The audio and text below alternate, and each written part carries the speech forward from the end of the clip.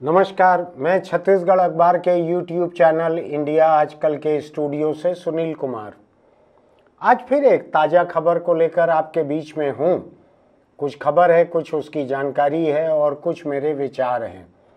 अखबार में जैसे संपादकीय होता है, संपादक के विचार रहते हैं, वैसे ही ये विडिटोरियल है। अखबार में एडिटोरियल कहते हैं, ये वीडियो पर है, इसको मैं विडिटोरियल कहता हूँ।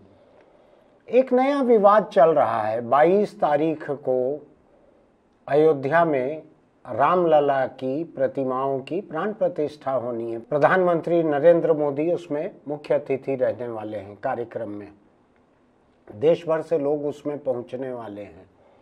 बहुत से प्रदेश के नेताओं को, देश के नेताओं को और लोगों को, उद्योगपतियों को, सबको न्योता दिया गया है। अखबारों को देख रहा हूँ मैं, बड़े बड़े अखबार जो हैं वो कोई अखबार आधा पेज और कोई अखबार एक पूरा पेज रोज अयोध्या के ऊपर छाप रहे हैं। ये खबर है, ये इश्तहार है, क्या है मुझको देखकर समझ नहीं पड़ रहा है, लेकिन आधा पेज, एक पेज रोज अखबारों में छप रहा है। कुछ अखबारों ने अपने फॉन्ट बदल दिए हैं। फॉन्ट का मतलब होता है अक्षरों की डिज़ाइन जो रहती है, वो अयोध्या की और राम की खबरों को लेकर वो एक अलग फॉन्ट इस्तेमाल कर रहे हैं, जो कि आमतौर पर धार्मिक किताबों में इस्तेमाल होता है। वैसे फॉन्ट में अलग अलग पेज पे भी अगर अयोध्या की खबरें छप रही हैं तो वैसे फॉन्ट में छप रही हैं। पूरा देश अयोध्यामय हो गया है, पूरा देश राममय हो गया है। ये विवाद चल रहा है कि किस पार्टी के लोग वहाँ जाएंगे, कौन नहीं जाएंगे, किसको बुलाया गया है, किसको नहीं बुलाया गया है। जो भी हो, ऐसे में महाराष्ट्र में शरद पवार की पार्टी के एक विधायक हैं जितेंद्र आव्हाड। उन्होंने राम के बारे में एक बयान दिया। उसकी चर्चा के बिना बात आगे नहीं बढ़ सकेगी। मैं उससे असहमति जाहिर करते हुए उस बयान को बतला रहा हूँ। उन्होंने कहा कि राम मांसाहारी थे। उन्होंने कहा कि 14 साल जंगल में क्या कोई मेथी की भाजी खा के उन्होंने गुजारे होंगे, ऐसा।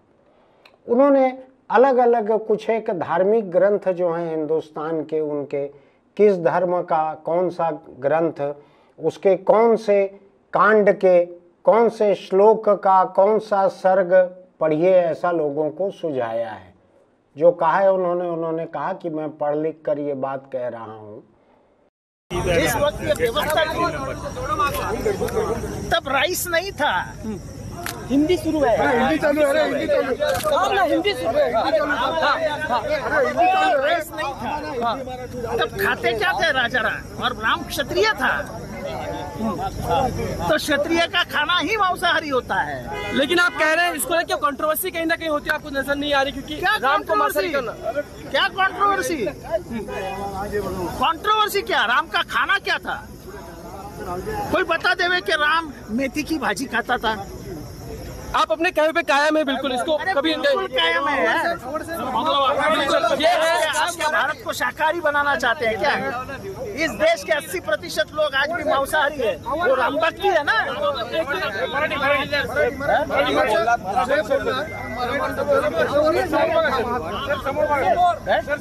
सर तुम्हें जब, और उन्होंने जब इसको लेकर ज़्यादा विवाद हुआ, उनके घर पर एनसीपी के ही अजीत पवार गुट के लोगों ने प्रदर्शन किया। भाजपा के लोग पुलिस में गए हैं रिपोर्ट लिखाने के लिए इनके खिलाफ, जितेंद्र आव्हाड के खिलाफ। तो जितेंद्र आव्हाड ने इसको लेकर अफसोस जाहिर किया है। उन्होंने कहा कि अगर किसी की धार्मिक भावनाओं को ठेस पहुंचा है तो मुझको इसको लेकर खेद है। अब मैं ये समझना चाह रहा हूं कि 100 साल पुराना ट्रांसलेशन है कोई, 1919 का, 1920 का, या ऐसे किसी वक्त का ट्रांसलेशन है। किसी एक हिंदू ब्राह्मण विद्वान का किया हुआ ट्रांसलेशन है। वाल्मीकि रामायण का है, किसी और रामायण का है। उसको लेकर उन्होंने बतलाया है कि उस समय खान पान कैसा चलता था, सीता और राम क्या खाते थे। ऐसे बहुत सारे चीज़ों के हवाले से मुझको भी व्हाट्सएप पर बहुत सारे लोग भेज रहे हैं। मैं नहीं जानता कि वाल्मीकि के वक्त में कागज़ और कलम थी कि नहीं। उनकी रामायण वाल्मीकि ने जो लिखी थी वो किस हालत में किसको मिली है उसके आधार पे क्या अनुवाद हुआ है। और मैं इस बात को भी डिस्प्यूट करना नहीं चाहता कि महाभारत काल में, रामायण काल में खान पान क्या था। जो लिखा है लोगों ने लिखा होगा, आप अंदाज लगाते रहिए। देश के बहुत से इतिहासकार, बहुत से विद्वान ऐसे हैं जिन्होंने अपनी बड़ी शोध करके लिखी गई किताबों में लिखा है कि उस दौर में क्या खाया जाता था, क्या पिया जाता था, हवन में कैसे जानवरों की बलि दी जाती थी। ऐसा बड़े खुलासे से उन्होंने लिखा है इतिहासकारों ने। मैं उसमें जाना नहीं चाहता हूं कि रामायण और महाभारत काल में क्या खाया जाता था, क्या पिया जाता था। सबको आज़ादी है, आज भी आज़ादी है अपने मर्जी का खाने पीने की। उस वक्त तो कोई कानून भी नहीं था जो आज है। आज हिंदुस्तान के बहुत से राज्यों में गोमांस यानी बीफ के खिलाफ एक कानून बना हुआ है। उस वक्त तो कोई कानून नहीं था ऐसा। तो उस वक्त जिसको जो मर्जी होती होगी वो खाते होंगे। तो बहुत सारा इतिहास बतलाता है कि लोग कई तरह की चीज़ें खाते थे उस समय। मैं उस पर जाना नहीं चाहता हूँ, उस विवाद पे। वो लाइब्रेरी में रखी गई किताबों के लिए वो विवाद ठीक है। वहाँ लोगों ने अपने अपने शोध के नतीजे लिखे हैं, बड़े बड़े इतिहासकारों ने लिखे हैं। उन्होंने सोच समझ कर लिखा होगा। मैं मान लेता हूँ कि उन्होंने जिन पुराने ग्रंथों का हवाला दिया है, उन ग्रंथों को गीता प्रेस जैसे प्रेस छापते हैं, उनको लोग अपने घरों में पूजा में रखते हैं। उनमें अगर लिखा है कि लोग उस वक्त क्या खाते थे, पीते थे, तो उनमें लिखा हुआ है। मैं इस पे आना चाहता हूं कि 22 जनवरी को जब अयोध्या में इतना बड़ा राम का एक कार्यक्रम होना है, सरकारी कार्यक्रम नहीं है, वो भाजपा का कार्यक्रम भी नहीं है। राम मंदिर ट्रस्ट जो है अयोध्या का, राम जन्मभूमि ट्रस्ट जो है, उसका ये कार्यक्रम है। ये पूरे देश में एक माहौल चल रहा है, अभी राममय माहौल चल रहा है। अभी किसी ने इस बात का खंडन नहीं किया है। अभी कोई लोग पुरानी किताबों को लाइब्रेरी से निकाल कर जला नहीं रहे हैं कि इसमें राम और सीता और लक्ष्मण और दशरथ और कृष्ण के समय के खान पान को लेकर जो लिखा गया है, हम उससे सहमत नहीं हैं। आज ऐसा कोई किताब जलाने का काम नहीं चल रहा है कि आप उसके खिलाफ एक तथ्य को सामने रखकर या अपने विचार को सामने रखकर कहें कि उस वक्त लोग खाते थे, क्या खाते थे, क्या पीते थे, ये वाल्मीकि ने लिखा है या किसी और ने लिखा है। मेरी जो जानकारी है बहुत ही सतही किस्म की। दक्षिण भारत में, संस्कृत में और भाषाओं में, देश में बहुत किस्म की राम कथाएं प्रचलित हैं, जिनको अलग अलग किस्म की रामायण कहते हैं। दक्षिण भारत में राम कथा के किरदार जो हैं उनके आपस में रिश्ते भी कुछ अलग किस्म के हैं, जो कि तुलसी की रामचरितमानस में है, उससे बहुत अलग है वहाँ पर। अब मैं इस बात को समझना चाहता हूँ कि आज जब एक मंदिर में बड़ा कार्यक्रम होने जा रहा है, पूरे देश में ये एक धार्मिक और राजनीतिक मुद्दा बना हुआ है।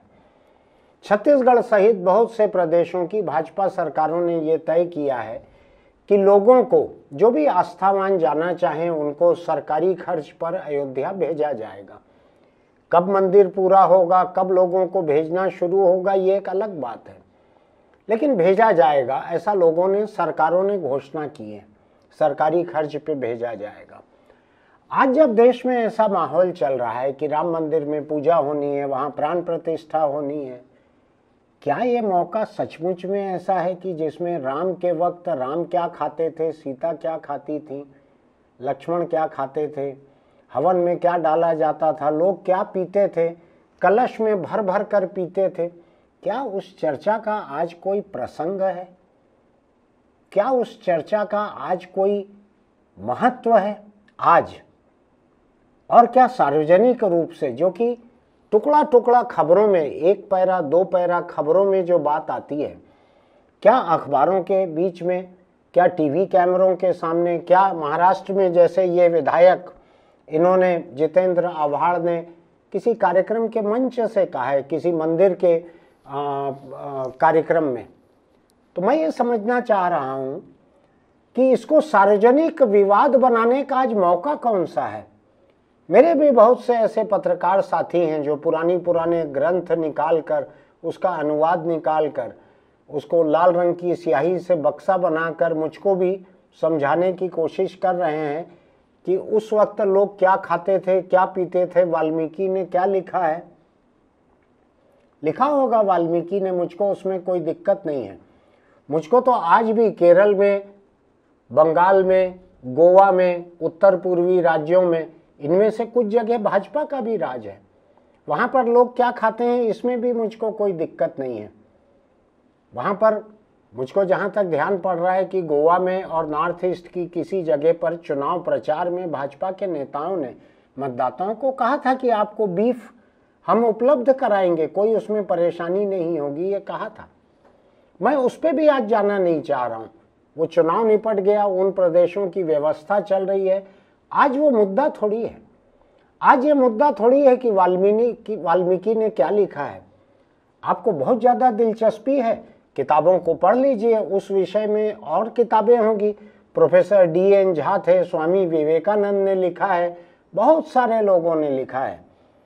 आपको और ना हो तो आप सावरकर का लिखा हुआ पढ़ लीजिए, बहुत सारा है लिखा हुआ, कमी नहीं है उसमें, पढ़ लीजिए क्या लिखा हुआ है। लेकिन क्या आज सार्वजनिक विवाद छेड़ने के लिए ये कोई मुद्दा है? आज तो मंदिर में जहाँ पूजा होने वाली है वहाँ तो ऐसा कुछ खान पान नहीं होगा। जिसको ठीक लगता है जाएं, जिसको ठीक नहीं लगता है न जाएं। मेरा ये मानना है कि देश में जब असल मुद्दे बहुत सारे हैं, जब बेरोजगारी का मुद्दा होना चाहिए, जब गरीबी का मुद्दा होना चाहिए, अमीरी का मुद्दा होना चाहिए, जब सार्वजनिक संस्थानों को लेकर मुद्दा बनना चाहिए, रेलगाड़ियां हजारों की संख्या में रद्द हो रही हैं, कई कई घंटे लेट चल रही हैं, ये एक मुद्दा होना चाहिए। लोगों की असल जिंदगी में मुद्दे ही मुद्दे हैं। नया कानून बना है जिसके खिलाफ ट्रक ड्राइवर पूरे देश में सड़कों पे थे। सरकार को तुरंत ही चौकन्ना होना पड़ा कि किसान कानून जैसा हश्र न हो जाए, उस कानून को रोक देना पड़ा।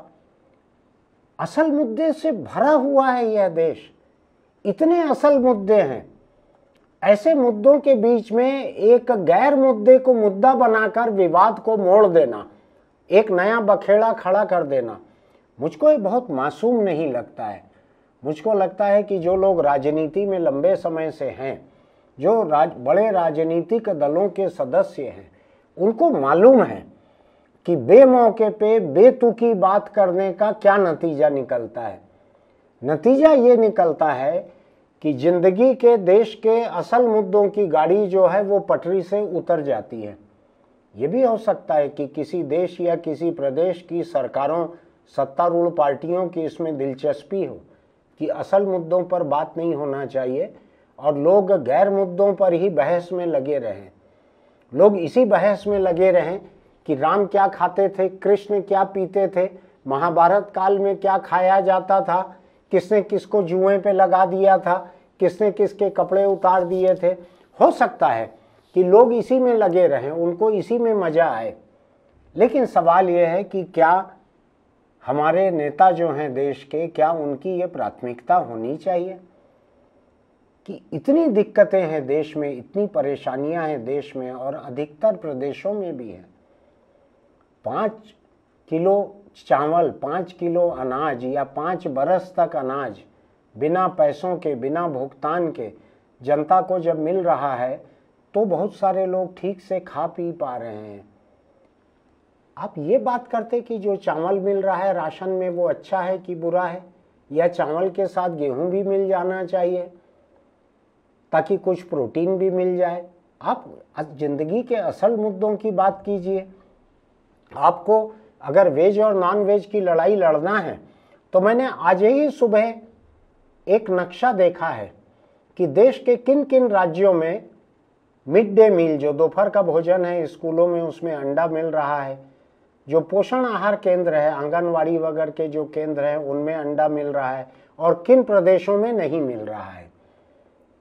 ये एक मुद्दा होना चाहिए आपका कि भाई आज हमारे बच्चों को क्या खाने मिले, क्या न मिले।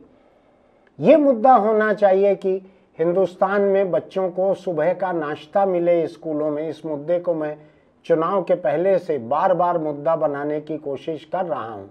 छत्तीसगढ़ में भाजपा ने चुनावी घोषणा पत्र में वायदा किया था 1ली से 8वीं कक्षा तक के बच्चों को स्कूल में नाश्ता दिया जाएगा। अभी चालू हुआ नहीं है, लेकिन सरकार ने काम संभाला ही है। मेरा मानना है कि हो जाएगा शुरू। इसको मुद्दा बनाएं लोग। आज बच्चे क्या खाएं, आज बच्चों को क्या दिया जाए, आज जनता कैसे कमाए, कैसे खाए, ये मुद्दा रहना चाहिए।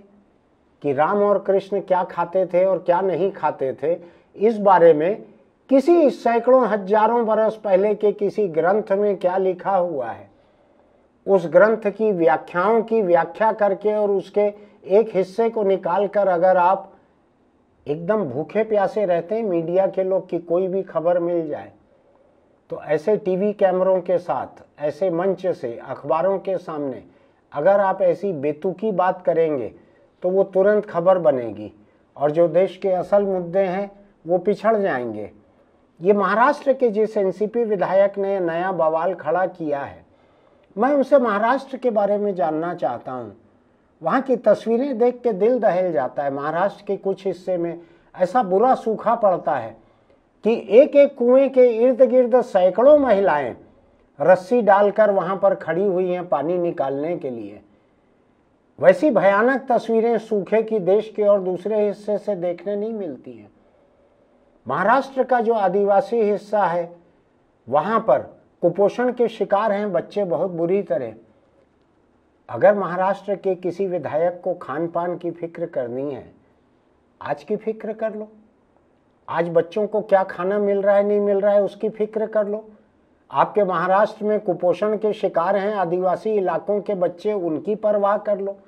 पीने को पानी नहीं मिल रहा है उसकी परवाह कर लो। जिंदगी के असल मुद्दों को छोड़कर जब आप इतिहास के, पुराण के, कल्पना के, गुफा काल के मुद्दों को ढूंढ कर निकालते हैं और उनसे एक गैर जरूरी बवाल खड़ा करते हैं, तो मुझको लगता है कि आप आज की हकीकत से जो लोग भागना चाहते हैं, जो मुंह चुराना चाहते हैं, उनको एक मौका देते हैं कि लोगों का ध्यान दूसरी तरफ खींच लिया जाए। मैं खुद आज आपसे किसी दूसरे मुद्दे पर बात करने के बजाय इस मुद्दे पर बात कर रहा हूँ, जो कि मेरे हिसाब से निहायत गैर जरूरी है, लेकिन मैं उसके गैर जरूरी होने पे बात करना चाहता हूँ कि विधायक महोदय, जिंदगी के असल मुद्दे इतने गंभीर हैं, उन पे बात करो। राजनीति में इतना भ्रष्टाचार है, इतना जुर्म है, उस पे बात करो। आप शरद पवार गुट के विधायक हो, वहाँ पर अजीत पवार जो हैं वो किसी दिन सत्ता के साथ रहते हैं तो वो साफ सुथरे हो जाते हैं, फिर सत्ता छोड़ते हैं तो फिर उनके खिलाफ जांच होने लगती है, फिर सत्ता में आते हैं तो सारे केस खत्म हो जाते हैं। आप इस पे बात करो। जिंदगी के असल मुद्दे कम नहीं है हिंदुस्तान में, आप उन पे बात करो। आप एक निहायत गैर जरूरी बहस में देश के लोगों को झोंक रहे हैं। मीडिया तो है ही इसी के लिए। मीडिया का अधिकतर हिस्सा और सोशल मीडिया का तकरीबन पूरा हिस्सा गैर जरूरी मुद्दों में लोगों को उलझाने का ही काम कर रहे हैं। इसलिए मैं कह रहा हूं लोगों से कि ये वक्त गैर जरूरी मुद्दों का बवाल खड़ा करने का नहीं है। जो लोग भी ऐसा काम करते हैं वो सत्ता का साथ देते हैं, चाहे वो देश की रहे, चाहे किसी प्रदेश की रहे। वो राजनीतिक दलों का साथ देते हैं, वो बाजार व्यवस्था का साथ देते हैं, जो कि तरह तरह से देश की जनता का शोषण करने में लगे हुए हैं। तो मैं इसी बात को कहना चाहता हूं कि देश के जो लोग सच में देश का भला चाहते हैं, वो देश के जलते सुलगते असली मुद्दों पर ध्यान दें, उन पे बात करें। राम क्या खाते थे, क्या नहीं खाते थे, ये बात तय है कि राम पीडीएस के चावल के, पीडीएस के राशन के इंतजार में भूखे नहीं रहते थे। वो 14 साल वनवास उन्होंने किया, उनको कोई राशन दुकान नसीब नहीं थी। उनको जो मिला होगा जंगल में उन्होंने खाया होगा। उनके वक्त में किसी चीज को बुरा मानते थे नहीं मानते थे, उन्होंने अपने वक्त में देख लिया। आज उसको लेके जो लोग बवाल कर रहे हैं वो अपने बच्चों को भूखा मारने का इंतजाम कर रहे हैं। आज जिन लोगों को अपने बच्चों को कुपोषण से बचाने का काम करना चाहिए था, वो राम के और कृष्ण के और वैदिक काल के खान पान को लेके उलझे हुए हैं, जो मेरे हिसाब से एक किस्म का सामाजिक जुर्म है। इन गैर जरूरी बातों के बवाल को आज छेड़ना। जो किताबें हैं, लाइब्रेरी में रखी हुई हैं, जिनको दिलचस्पी है जाके पढ़ लें, लेकिन अखबार और सोशल मीडिया को इसमें न झोंकें। बस इतना ही कहने के लिए आया हूं मैं। जिन लोगों को देश से मोहब्बत है, यहाँ की जनता से मोहब्बत है, वो अपने आप को ऐसे विवाद में, ऐसे बवाल में नहीं उलझाएंगे। फिर मिलते हैं। आपको अगर हमारी बात अच्छी लगती है तो आप हमारे चैनल को सब्सक्राइब कीजिएगा, नोटिफिकेशन की बटन दबाइएगा। दिन में एक आध वीडियो ही हम पोस्ट करते हैं, बहुत ज़्यादा मैसेज आपको नहीं आएंगे।